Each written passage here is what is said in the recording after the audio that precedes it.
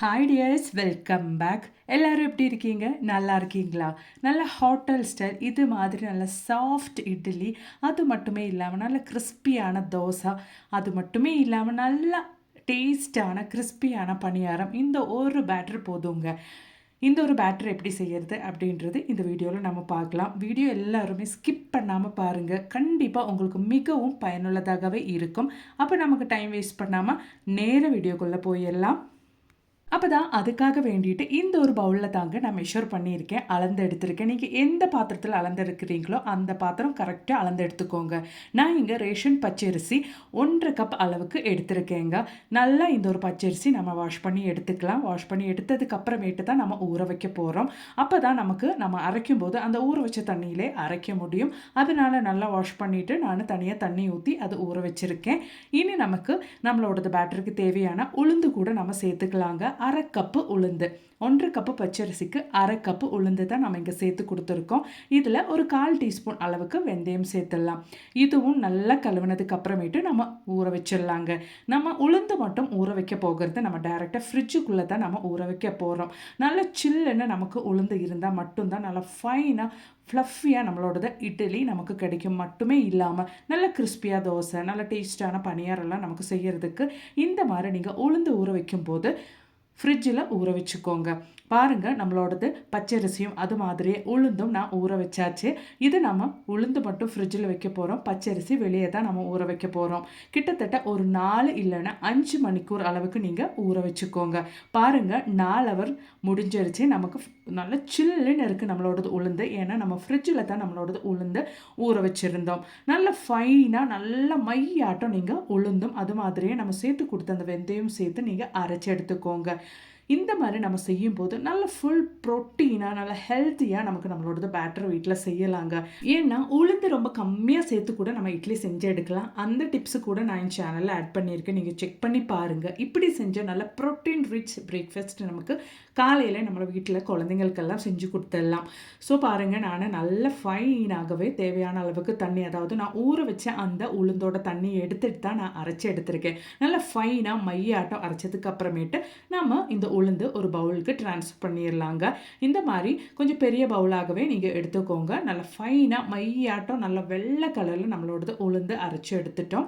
இதுக்கப்புறமேட்டு mixie ஜாரில் நம்ம already ஊற வச்சுருந்த பச்சரிசி 1.5 கப்பு பச்சரிசி நம்ம சேர்த்துருந்தோம். இதெல்லாம் நீங்கள் ஸ்கிப் பண்ணாமல் பார்த்துக்கோங்க. அப்போ தான் நமக்கு அந்த மெஷர்மெண்ட் எல்லாம் நீங்கள் கரெக்டாக எடுத்தால் தான் உங்களோடது பேட்டரும் கரெக்டாக வரும், இட்லியும் நல்லா சாஃப்டாக வருங்க. அதுக்காகத்தான் பாருங்கள், 1.5 கப்பு பச்சரிசிக்கு இந்த டைமில் நாம் 1/2 கப்பு சாப்பாடு கூட சேர்த்து கொடுக்குறோம். நம்ம புழுங்கல் அரிசியில் செஞ்ச சாப்பாடு தான் சேர்த்து கொடுக்குறோம். அது கூட நம்ம 1/2 கப்பு சேர்த்து கொடுத்துடலாங்க. ஸோ நம்ம இப்போ 1.5 கப்பு பச்சரிசி, 1/2 கப்பு உளுந்து, 1/2 கப்பு சாப்பாடு இது தான் சேர்த்து நம்ம அரைச்சி எடுத்துருக்கோம். அது நம்ம கோர்ஸாக அரைக்கணும். அரிசி நம்ம ஃபைனாக மையாக அரைக்கக்கூடாது. இந்த மாதிரி கோர்ஸாக குறைன்னு நீங்கள் அரைச்சி எடுத்துக்கோங்க. இது நல்லா அரைச்சதுக்கு அப்புறமேட்டு நம்ம உளுந்து ஊற்றின அதே பாத்திரத்தில் அதுக்கு மேலே நம்ம இந்த அரைச்ச அரிசி பேட்டர் கூட நம்ம ஊற்றிடலாங்க. அவ்வளோதான், நம்மளோடது பேட்டர் இங்கே ரெடி ஆயிடுச்சு. இதுக்கப்புறமேட்டு நம்ம செய்கிற காரியம் நீங்கள் கரெக்டாக வாட்ச் பண்ணால் தான் உங்கள் பேட்டர் கரெக்டாக பர்ஃபெக்டாக செட் ஆகுங்க. இந்த டைமில் நீங்கள் உப்பு ஒரு 1/2 உப்பு, அதாவது நீங்கள் சேர்த்து கொடுத்த மாவுக்கு 1/2 உப்பு மட்டுமே சேர்த்து கொடுங்க. ஃபுல்லாக நீங்கள் சேர்த்து கொடுத்துட்டிங்கன்னா ரொம்பவே புளிச்சு போயிடும், சாப்பிட்றதுக்கும் கஷ்டம் ஆயிரும். அதனால் இந்த மாதிரி 1/2 உப்பு மட்டுமே நீங்கள் சேர்த்து கொடுத்துட்டு நல்லா கை நல்லா வாஷ் பண்ணதுக்கு அப்புறமேட்டு உங்கள் கையாலே நீங்கள் நல்லா இந்த மாதிரி உங்களுக்கு எவ்வளோ ஸ்பீடாக மிக்ஸ் பண்ண முடியுமோ அவ்வளோ ஸ்பீடாக ஒரு 5 நிமிஷம் டைமுக்கு நல்லா பீட் பண்ணிக்கோங்க. நீங்கள் கவனிச்சுக்கோங்க, நம்ம இங்கே ஈனோ அது மட்டுமே இல்லாமல் ஈஸ்ட்டு, சோடா, பழைய மாவு எதுவுமே நம்ம சேர்க்க போகிறது கிடையாது. நல்ல ஹெல்த்தியான பேட்டர் தான் நம்ம இங்கே ரெடி பண்ணுறோம். அதனாலே நம்ம இந்த மாதிரி எந்த ஐட்டமும் சேர்க்கலைங்க. கையிலேயே நல்லா மிக்ஸ் பண்ணிவிட்டு அந்த பாத்திரம் நம்ம மூடி வச்சிடலாம். இந்த பாத்திரம் நம்ம இப்போ இதுக்கு மேலே வைக்க போகிறது குக்கருக்குள்ளே தாங்க. பெரிய குக்கரில் நான் இது மாதிரி அந்த பாத்திரம் நம்ம ரெடி பண்ண அந்த பேட்டர் இருக்கிற பாத்திரம் நான் உள்ளே வச்சு கொடுத்துட்டேங்க. நான் இந்த பேட்டர் ரெடி பண்ணுறது நைட்டு தான். ஓவர் நைட்டு நம்ம ரெஸ்ட் பண்ணி வச்சதுக்கு அப்புறமேட்டு நெக்ஸ்ட் டே மார்னிங் தான் நம்ம இது பார்க்க போகிறோம். அவ்வளோதான், நம்மளோட பேட்டர் ரெடி ஆயிடுச்சு. நான் குக்கருக்குள்ளே இந்த பேட்டரை வச்சு குக்கர் மூடி வைக்க போகிறேன். அந்த குக்கர் மூடி வைக்கும்போது நீங்கள் வெயிட் வால் எடுத்துக்கோங்க, அந்த விசில் நீங்கள் எடுத்துக்கோங்க. நான் அது இந்த வீடியோவில் காமிக்கல, அவ்வளோதான். நெக்ஸ்ட் டே மார்னிங் நான் ஓப்பன் பண்ணி காமிக்கிறேன். பாருங்கள், நான் குக்கருக்குள்ளே இருந்து அந்த பாத்திரம் வெளியே எடுத்தாச்சு. ஏன்னா நல்லா மூடிக்கு மேலே வரைக்கும் நம்மளோடது பேட்டர் பொந்தி வந்திருக்குது. நல்லா ஃபைனாக புளிச்சு மேலே வரைக்கும் வந்திருக்குது. நம்ம குக்கரில் ஓப்பன் பண்ணிட்டேன்னா குக்கர் ஃபுல்லாக நான் மீண்டும் கழுவுற மாதிரி இருக்கும். அதனால் நான் வேறொரு குட்டி பாத்திரத்துக்கு மேலே வச்சு தான் நான் இதை உங்களுக்கு ஓப்பன் பண்ணி காமிக்கிறேன். நல்ல ஃபைனாக நம்மளோடது மாவு பொந்தி வந்திருக்குது பாருங்கள். நல்லா புளிச்சு சூப்பராக வந்திருக்குது. பார்த்தாலே உங்களுக்கு தெரியும். நல்ல டேஸ்டான பர்ஃபெக்டான 3-in-1 பேட்டர். இந்த ஒரு பேட்டரில் நமக்கு இட்லி, தோசை, பனியாரெல்லாம் அழகாக செஞ்சு சாப்பிடலாங்க. நல்லா டேஸ்ட்டாக இருக்கும். உங்களுக்கு கொஞ்சம் கூடுதல் அளவு பேட்டர் ரெடி பண்ணணும்னா நம்ம சேர்த்து கொடுத்த இந்த இன்க்ரீடியன்ட்ஸ் எல்லாம் நீங்கள் அதுக்கு தகுந்த மாதிரி சேர்த்து எடுத்துக்கோங்க. அவ்வளோதான். பாருங்கள், நம்ம இங்கே கிரைண்டரில் அரைக்கல, மிக்சியிலே நல்லா ஃபைனாக நம்ம இட்லி பேட்டர் இங்கே ரெடி பண்ணி எடுத்தாச்சு. அப்போ ஃபஸ்ட்டு நமக்கு இட்லி ஒன்று ஊற்றி எடுத்துடலாம். அதுக்காக நான் இட்லி தட்டில் இந்த மாதிரி நம்ம தேவையான அளவுக்கு மாவை எடுத்து இட்லி குறியில் ஊற்றி எடுத்துடலாங்க. நம்ம சேர்த்து கொடுத்த இந்த இன்க்ரீடியன்ட்ஸ் எல்லாம் அரிசியோட அளவு, சாப்பாட்டோட அளவு, உளுந்தோட அளவெல்லாம், வெந்தயத்தோட அளவெல்லாம் நீங்கள் கரெக்டாக எடுத்தால் தான் உங்களுக்கு நல்ல பர்ஃபெக்டான ரெசிபி செய்ய முடியுங்க.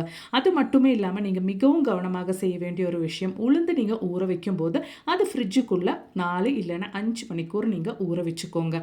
அப்போ தான் நமக்கு அந்த சில்லுன்னு உளுந்து இருந்து நம்ம அது மிக்சியில் அரைச்சி எடுக்கும்போது மிக்சி சூடாகாமல் இருக்கும். சாதாரணமாக நம்ம மிக்சியில் இந்த மாதிரி பேட்டரி ரெடி பண்ணும்போது அது ஃபெயில் ஆகிறதுக்கு ரீசனே நம்ம அரைக்க அந்த உளுந்தும் மிக்சியோட ஜாரும் சூடாகிறதுனால தான். நம்ம இந்த மாதிரி ஃப்ரிட்ஜில் வச்சு நம்ம அரைச்சி எடுத்துட்டோன்னா அந்த பிரச்சனை இருக்காது. பாருங்கள், நல்ல ஃபைனான பர்ஃபெக்டான சாஃப்டான இட்லி நமக்கு இங்கே ஸ்டீம் ஆகி வந்தாச்சு. சூடாகவே நான் உங்களுக்கு அந்த துணியிலேருந்து ரிமூவ் பண்ணி காமிக்கிறேன். ஒட்டவே ஒட்டலைங்க, நல்லா சூடாக இருக்குது. உங்களுக்கு பாருங்கள், நல்ல சாஃப்டான இட்லி இங்கே ரெடி ஆயிருச்சு. இந்த ஒரு பேட்டரில் நம்ம நல்லா சாஃப்டான இட்லி கூட செஞ்சு எடுத்துட்டோம். இனி நம்ம நல்ல சாஃப்டான அப்படி இல்லைன்னா நல்ல கிறிஸ்பியான பனியாரம், தோசை எல்லாம் இந்த ஒரு பேட்டர்லேயே நான் செய்யறது உங்களுக்கு காமிக்கிறேன் பாருங்கள். நம்மளோட பேட்டரி நான் இந்த மாதிரி தோசை பேனில் ஊற்றிட்டு நான் எவ்வளோ தூரத்துக்கு உங்களுக்கு சுற்றி எடுக்க முடியுமோ அவ்வளோ தூரத்துக்கு சுற்றி நல்ல டேஸ்டான ஹோட்டல் ஸ்டைல் கிறிஸ்பி தோசை கூட செஞ்சு எடுத்துடலாங்க. என்னோடது தோசை பேன் கொஞ்சம் குட்டியாக இருக்குது. உங்களோடது பெரிய தோசை பேனாக இருந்தால் நல்லா சூப்பராக சுற்றி எடுத்துக்கலாங்க. நல்லா கீ ரோஸ்ட்டு எல்லாமே டேஸ்ட்டாக செஞ்சு எடுத்துக்கலாங்க. பாருங்கள், தோசை பேனில் நான் ஊற்றும்போது ஒரு சொட்டு ஆயில் கூட நான் ஊற்றாமல் தான் நான் தோசை செஞ்சு எடுத்திருக்கேன். நல்லா பர்ஃபெக்டாக நம்ம மாவு ஒட்டாமல் நம்ம தோசை கிடைக்கிது அப்படின்றது காமிக்கிறதுக்காக தான் நான் ஒரு சொட்டு ஆயில் கூட நான் பேனில் அப்ளை பண்ணல. நீங்கள் நல்ல டேஸ்டான கிறிஸ்பியான கீ தோசை அப்படி இல்லைன்னா மசாலா தோசை எல்லாம் அந்த மாதிரி செஞ்சு எடுத்துக்கலாங்க. கண்டிப்பாக ட்ரை பண்ணுங்கள். பாருங்கள் எவ்வளோ அழகாக ஒட்டாமல் நம்மளோட தோசை வருது அப்படின்றத பாருங்கள். கண்டிப்பாக நீங்களும் வீட்டில் ட்ரை பண்ணி பாருங்கள். அப்போ நீ அது போலவே கொஞ்சம் ஆயில் மட்டுமே நம்ம ஊற்றி நல்ல டேஸ்டான பனியாரம் கூட நமக்கு ஒட்டாமல் நல்லா கிறிஸ்பியாக எப்படி செஞ்சு எடுக்கிறது அப்படின்றது கூட நம்ம பார்த்துடலாம். அதுவும் இந்த சேம் பேட்டரிலே நம்ம செஞ்சு எடுத்துடலாங்க.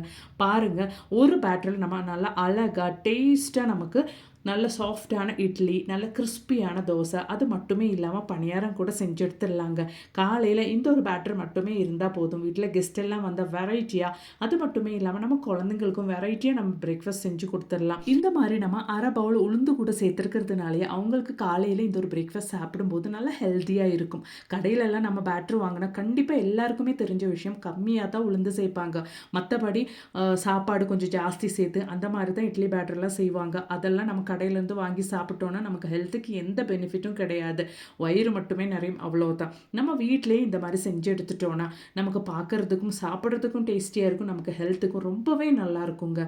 கண்டிப்பாக நீங்களும் வீட்டில் இன்றைக்கி இந்த மாதிரி பேட்டர் செஞ்சு பாருங்கள். பர்ஃபெக்டாக உங்களுக்கும் பேட்டர் ரெடி ஆயிரும். கண்டிப்பாக ட்ரை பண்ணுங்கள். பிடிச்சிருந்தா உங்கள் ஃப்ரெண்ட்ஸ் அண்ட் ஃபேமிலி கூட ஷேர் பண்ணி சப்போர்ட் பண்ணுங்கள் ஃப்ரெண்ட்ஸ். அது மட்டுமே இல்லாமல் நிறைய வீடியோஸை நான் என் சேனலில் ஆட் பண்ணியிருக்கேன். அது கூட கொஞ்சம் செக் பண்ணி பாருங்கள். பிடிச்சிருந்தா மறக்காம ஒன்று லைக் பண்ணுங்க ஃப்ரெண்ட்ஸ். தேங்க்ஸ் ஃபார் வாட்சிங்.